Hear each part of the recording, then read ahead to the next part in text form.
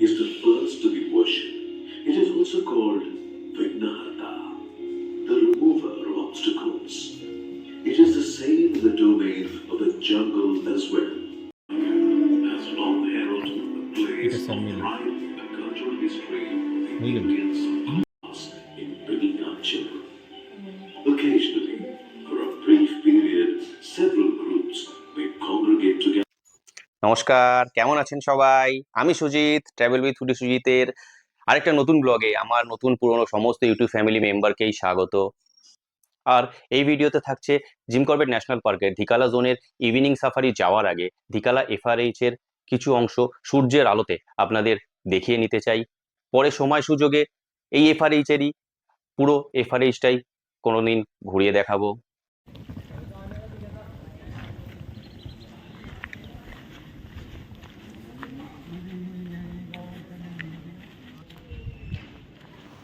এটা Jim Corbett national পার্কের ধিকালা জোনের নিজস্ব লাইব্রেরি। আর অবশ্যই এটা তোমরা আমার আগের একটা ভিডিওতে রাত্রে দেখেছো। এটা হচ্ছে ওল্ড এফআরএইচ। এটা হচ্ছে একটা এলিফ্যান্ট মাউন্ট।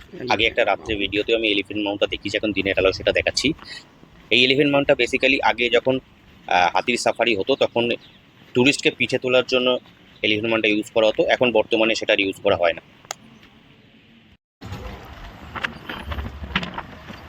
আফটারনুন করবে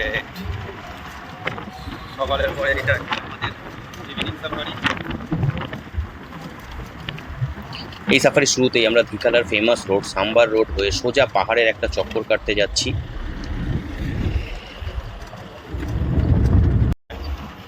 আর এই ভিডিওর শেষে যারা কিনা ভবিষ্যতে করবেটের ধিকালা জোনে রাত্রিবাস করতে আসবে তাদের জন্য থাকছে একখানা ইনফরমেশন।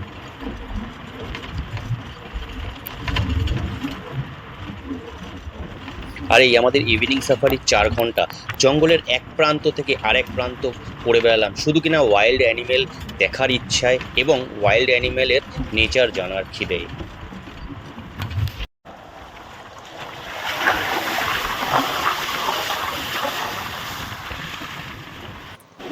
আর সঙ্গে এটাও জানাই, এই যে কাঠের পোলটা তোমরা দেখছো যেটা কিনা নদীর এপার থেকে ওপারে আমাদের নিয়ে যাচ্ছে, সেটা কিন্তু সারা বছর থাকে না। এই পোলটা বছরের একটা সময় পার্টিকুলারলি যখন এই ব্রিজটা তৈরি করা হয়, ডিসেম্বর এন্ড বা জানুয়ারির দিকে এই ব্রিজটা তৈরি করা হয় এবং বর্ষার আগে পর্যন্ত এই কাঠের ব্রিজটা থাকে।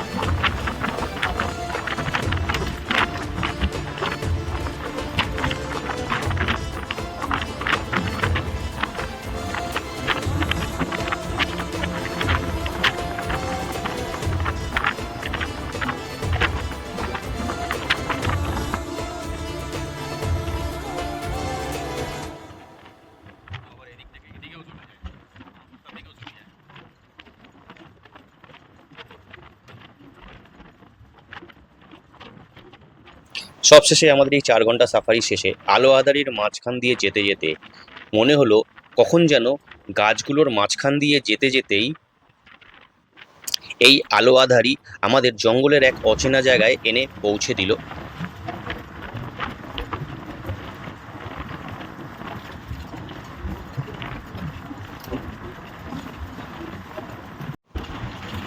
এ যেন এক সত্যি সত্যি স্বর্গরাজ্য, বিশাল বড় এক গ্রাসল্যান্ড।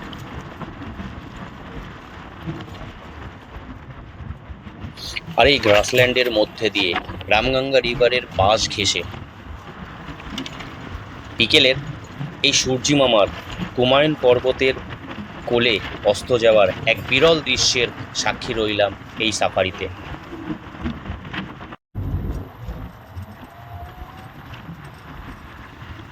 আর এই সেই সূর্যিমামার অস্ত যাওয়ার বিরল দৃশ্য, যা কিনা রামগঙ্গা রিভারের পাশ দিয়ে কুমায়ুন পর্বতের কাঁধে সূর্যিমামার অস্ত যাওয়া। ভার্চুয়ালি এই সাফারি গাড়িতে আমার পাশের সিটে তোমাদেরকেও এই বিরল দৃশ্য, এই বিরল ভিডিওর সাক্ষী রাখলাম।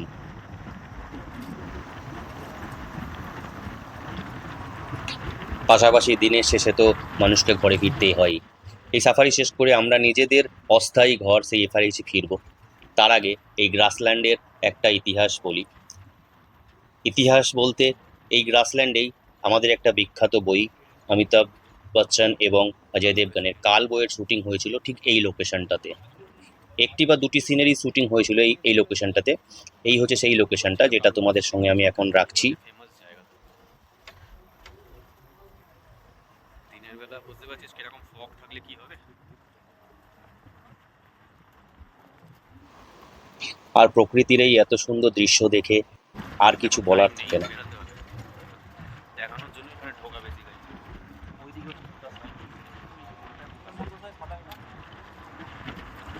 Relax shoulder tight.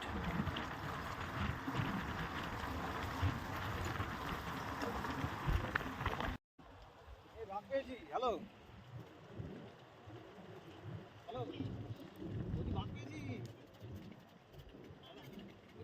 বাদ পেয়েছি।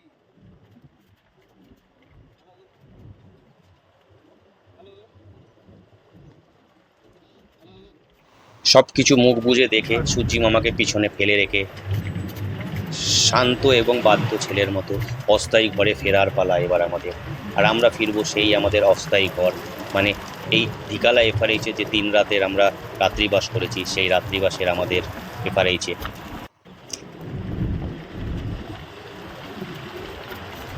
এই সেই আমাদের এফআরএইচ। আমরা এখন এফআরএইচের পথে।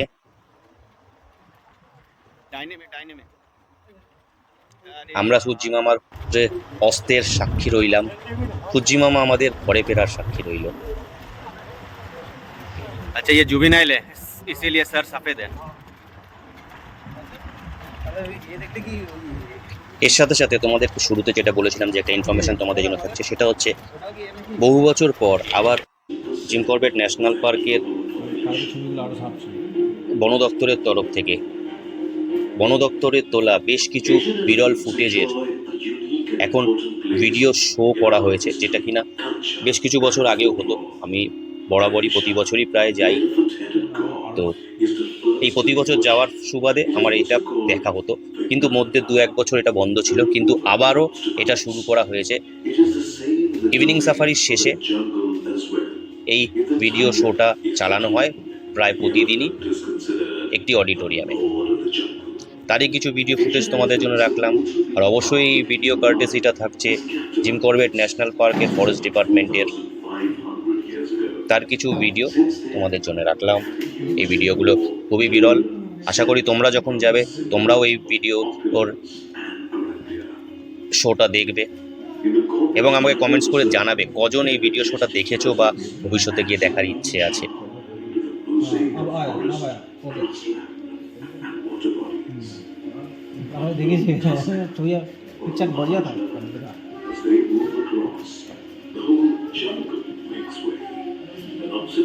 কেননা এটা শুধু একটা ভিডিও নয়, এটা ফরেস্ট অফিসিয়ালদের তোলা একটা ভিডিও ডকুমেন্টারি, যা কিনা খুব বিরল ডকুমেন্টারি।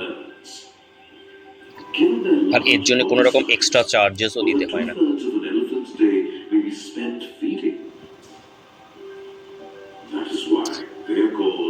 এই বিরল ফুটেজগুলো অনেক বছরের কষ্টের ফল, অনেক বছরের সংগ্রহের ফল। এটা সানমিলি। তাই যদি দীঘায় রাত্রিবাস করো, আমার একটা অনুরোধ থাকবে যাতে এই ভিডিওগুলো অবশ্যই তোমরা দেখো। তাহলে জিম করবেট ন্যাশনাল পার্ক সম্বন্ধে অনেক ধারণাও তোমাদের হবে এবং জঙ্গল সম্বন্ধে অনেক আইডিয়াও তোমাদের হবে। আমার চোখে দেখা আগের এই ভিডিও ডকুমেন্টারিটা বেশ অনেক বছরই চলেছে, কিন্তু মাঝে বেশ কয়েক বছর দেখেছিলাম এই ভিডিও প্রদর্শনীটা বন্ধই ছিল। আর খুশির খবর, আবার এই বছর থেকেই এই নতুন করে চালু করা ভিডিও ডকুমেন্টারিটা আমি দেখেছি, আশা করি তোমরাও দেখবে। আর এই ভিডিও ডকুমেন্টারিটাকে আমি অ্যাজ এ ট্যুরিস্ট স্বাগত জানাই, কেননা জিম করবেটের যে ইতিহাস সেটা আমি আমার প্রতি কটা ভিডিওতেই বলি সবসময়, যে এর কত সালে এস্টাবলিশমেন্ট, এর নামই বা কেন জিম করবেট ন্যাশনাল পার্ক হয়েছিল। আর এই Jim Corbett national park total area হচ্ছে 1318 স্কোয়ার কিলোমিটার, যার মধ্যে এর কোর এরিয়া 520 আর বাফার এরিয়া 798 স্কোয়ার কিলোমিটার। তো এই সমস্ত হিস্ট্রি তোমরা এই ভিডিও থেকে জানতে পারবে, তাতে কি না তোমাদের এই জিম করবেট ন্যাশনাল পার্ক সম্বন্ধে একটা সাধারণত একটা আইডিয়া তৈরি হবে। আমার মনে হয় যেটা কিনা তোমাদেরকে জঙ্গলের প্রতি আরো আকৃষ্ট করবে। আমার তো ভালো লেগেছে, আশা করি তোমাদেরও ভালো লাগবে। যদি ভালো লেগে থাকে তাহলে কমেন্টসে জানিও, আর সাবস্ক্রাইব করে পাশে থেকো, যাতে পরিশ্রমটা আরো বেশি করতে পারি তোমাদের জন্যে, যাতে কাজের পরিধিও তোমাদের জন্য আরো বেশি বাড়াতে পারি। তাই সাবস্ক্রাইব করে পাশে থেকো, লাইক, শেয়ার অ্যান্ড অবশ্যই সাবস্ক্রাইব করো।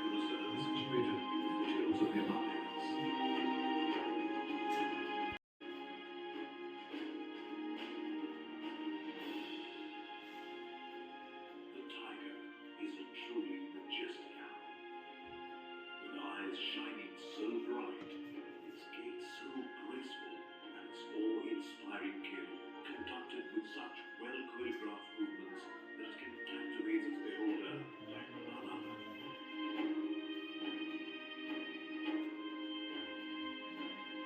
Lately, there has been a surge in public support for the tiger.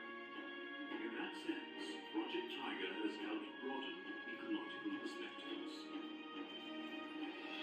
The area under protected areas has also seen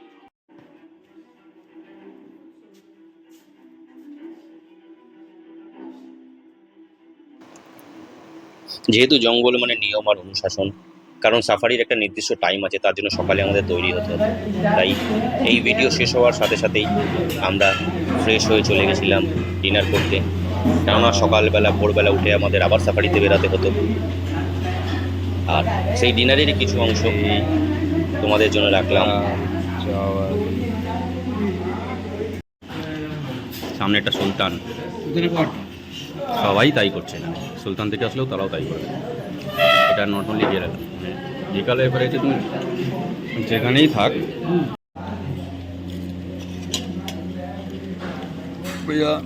आखिरी पास्ता পাক পাওয়ার পর খাবার কেমন লাগছে?